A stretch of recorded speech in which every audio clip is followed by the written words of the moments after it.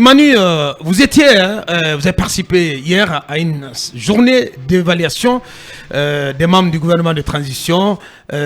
J'imagine que vous en revenez, vous en ressortez, ou vous en êtes ressorti avec un peu plus de clarté et à même de nous édifier davantage ce matin. Ma seule question est celle de savoir quelle est la méthodologie qui est utilisée. La méthodologie, elle est simple. Il y a dans la salle le Premier ministre qui est le président du comité d'évaluation. Bien. Il a à côté de lui son cabinet et certains de ses experts. Il y a également des anciens ministres qui sont invités, qu'on appelle des évaluateurs externes, qui ne sont pas invités parce qu'ils ont été anciens ministres, mais c'est parce qu'ils connaissent le secteur qui doit être évalué. Donc ça fait que pour pratiquement chaque ministre, il y a un évaluateur différent de l'autre. Chaque jour, il change selon les secteurs qui sont évalués. Il y a également de l'autre côté, le ministre qui arrive avec son cabinet, donc avec ses conseillers, qui occupe d'ailleurs tout un pan de la table, parce que ce qu'on nous a appris, c'est que ce n'est pas le ministre qui est évalué, mais le ministère. Ce qui veut dire que le ministre s'est fait donc accompagner par ses cadres, par ses conseillers, pour que des réponses qu'il n'a pas, d'un point de vue technique approfondi, à côté, il puisse tout de suite consulter un conseiller ou un membre de son cabinet pour apporter la réponse. Alors, le ministre arrive, il fait la présentation en 20 minutes des actions réalisées.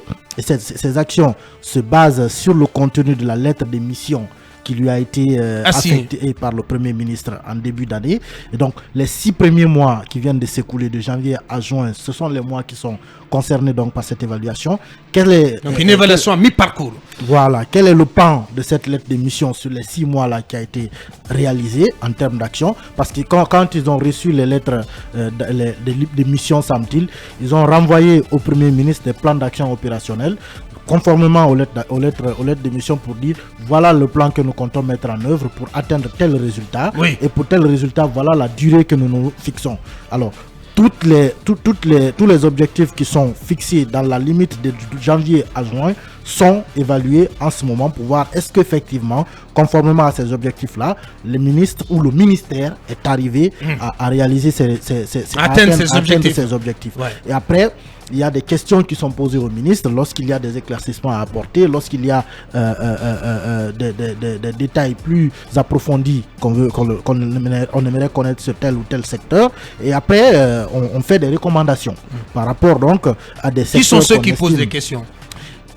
Toute la salle. Toute la salle pose les questions au ministère. Toute la salle, non, mais soyez plus précis. Non, j'avais déjà le cabinet cité le PM et son cabinet, les évaluateurs externes. Il y a également des représentants de la présidence. La présidence, hier, j'ai vu le conseiller du président de la transition dans la salle. Donc, quel conseiller? C'est tout un... comment il s'appelle Bokarli y était hier. Donc c'est un melting donc de personnalités qui posent des questions et le ministère répond soit à travers le ministre, soit à travers les conseillers ou les membres du cabinet. Qu'est-ce qu'on sait des critères de l'évaluation, Manu? Comme je vous ai dit, quels sont les critères est-ce qu'il y a des critères qui sont établis et à l'aune desquels on mène cet exercice d'évaluation? On regarde à la fois la lettre de mission et le plan d'action opérationnel proposé par le ministre, et ensuite on se projette pour regarder qu'est-ce qui a été fait. Par exemple, je prends un exemple assez banal. Lorsque vous demandez, vous confiez par exemple une lettre de mission à M. Talibé, qui est le directeur de film, pour atteindre un certain nombre de résultats, M. Talibé vous renvoie un plan d'action opérationnel pour vous dire, monsieur Abouakar, de janvier à tel mois, je vais atteindre tel résultat, je vais atteindre tel résultat. Alors de janvier à juin, il s'est fixé des objectifs. Vous asseyez donc en juin pour demander, ok, M. Talibé, vous avez promis qu'à partir de juin, les antennes relais seraient lancées. Aujourd'hui, où en sommes-nous? Il va vous dire peut-être que les antennes sont lancées. Prouvez-nous cela. Et c'est là où les évaluateurs externes interviennent, parce que eux, en réalité, en plus donc de leur connaissance, déjà de leur maîtrise du sujet, ils apportent également le regard extérieur. Quand un ministre dit par exemple que tel résultat a été atteint, le ministre qui n'est pas du gouvernement, qui n'est pas de l'administration, dit attention, dans la réalité, voilà comment les choses se font. Pour confronter donc la réalité au résultat. Et après, on regarde, est-ce que si le résultat est atteint à 100%, eh bien c'est 100%. Quand il n'est pas atteint, il est à 50%, c'est à 50%. Ensuite, on fait des recommandations pour dire voilà comment il faut faire, procéder pour atteindre les résultats. Et au mois d'octobre, ces recommandations également seront évaluées pour voir est-ce que les recommandations qui ont été données au ministre ont été mises en œuvre et est-ce que les résultats finalement ont été complètement atteints. C'est après donc cette nouvelle évaluation du mois d'octobre que l'évaluation globale, l'évaluation finale aura lieu, interviendra au mois de décembre et après c'est le président qui décidera de ce qu'il fera de ces résultats. Mais ce qu'on nous a dit, c'est qu'en réalité on n'évalue pas le ministre lui-même, ce qu'on évalue, c'est le ministère et c'est pourquoi le ministre est accompagné de tous ces cadres. Et globalement, vous avez suivi 4 ministres hier. 3 ont pu passer, et 4 étaient programmés, mais 3 ont pu passer. Qu'est-ce que vous avez retenu tous à l'aise dans cet exercice et tous sur les résultats, sur les objectifs qui leur ont été assignés ou pas? En tout cas, on les a vus assez il y a eu par exemple l'eau pour la main qui est passé hier, du commerce. Il y a eu également la ministre de l'Environnement qui est passée. La ministre de la Pêche. La ministre des Pêches aussi qui est passée. Le ministre du Budget qui devait passer, mais sa séance a été annulée parce que le PM a reporté à lundi. Bien. Le PM a demandé à ce que la séance soit suspendue. Mais tous ceux qui sont passés quand même sont ressortis assez à l'aise. Eux, leur cadre, par rapport donc le débat, selon eux, est un débat qui est assez serein, qui est assez calme. Et ce qui les aide surtout, selon eux, c'est qu'il y a des recommandations qui accompagnent cette évaluation, qui les aident eux aussi à pouvoir redresser les choses, et puis corriger les insuffisances, à viser de meilleurs résultats d'ici la fin de l'année. Donc, finalement, c'est pas un gros cirque. Non, c'est pas un gros cirque. Non, c'est pas un gros cirque. Moi, mais c'était aussi le but. Non, mais c'est en cela qu'on salue cette démarche de la cellule de communication de la primature avec Aboubacar Camara, donc qui a tenu à ce que les médias soient justement chaque jour. C'est une première et je pense qu'il faut saluer. C'est pour cela que nous avons de meilleures idées, une meilleure compréhension de l'exercice. C'est sérieux. Même si voilà, je reste sur ma affaire. Oui, Mamadouri, un mot là-dessus, rapidement. Bon, écoutez, convaincu ou pas? Convaincu de quoi, je ne sais pas. Mais voyez-vous, c'est le résultat qui compte, le résultat de la démarche. Et c'est après décembre qu'on verra justement le résultat. Hier, je parlais de méthodologie, n'est-ce pas, de cette évaluation. Je pense que ce que Emmanuel nous a étalé nous ramène justement au constat de leur méthodologie. C'est que il y a des évaluateurs externes, il y a le PM qui est là, qui est donc en même temps le président du comité d'évaluation, et l'équipe du ministère, en tout cas l'équipe technique qui accompagne le ministre ou la ministre, viennent donc répondre aux questions. Et puis après, est-ce qu'il y a un système de notation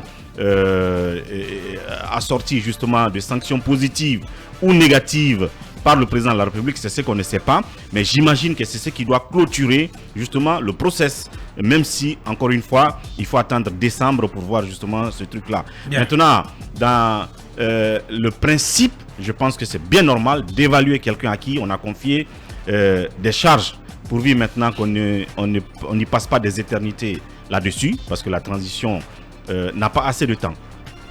Voilà. Bien. Allez, Bassikou, pour clore, un mot là-dessus. Je reste sur ma faim, Aboubacar. Pas étonnant. Hein? Oui, je reste sur ma faim.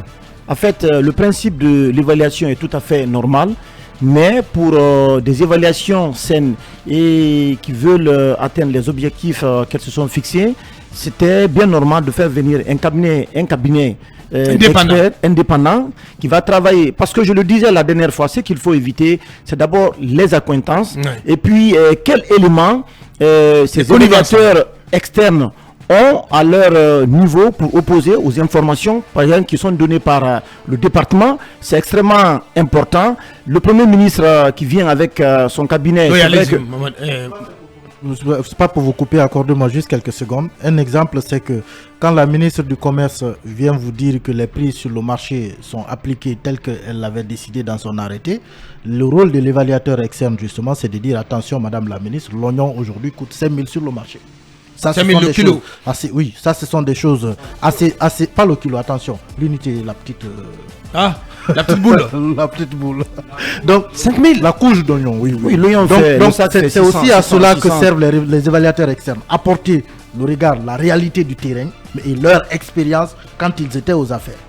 Donc, je disais que moi, je reste sur ma Quoique, faim. ouais. J'attends de voir tout cela parce que sur le terrain, il y a un décalage total entre le travail qu'on fait dans le bureau et puis les résultats sur le terrain. Parce que le travail de ces ministres doit avoir forcément un impact sur la vie des citoyens. Est-ce que les conditions de vie des citoyens guinéens se sont fortement améliorées ces derniers mois, ces dernières années, depuis la venue de ces ministres? C'est le gros point d'interrogation. Ouais. Allez-y aujourd'hui, interroger les citoyens dans les rues de Conakry. Est-ce que leurs conditions de vie, l'accès à l'eau potable, l'accès à l'énergie, aux denrées alimentaires, est-ce que ces éléments-là se sont améliorés progressivement? Eh bien, je pense que vous aurez... C'est ça les réponses. l'essentiel. C'est ça l'essentiel. Bien. Mais ces évaluations, de mon point de vue, telles qu'elles sont en train d'être faites, moi, je ne m'attends pas à grand-chose à Boubacar. Bien.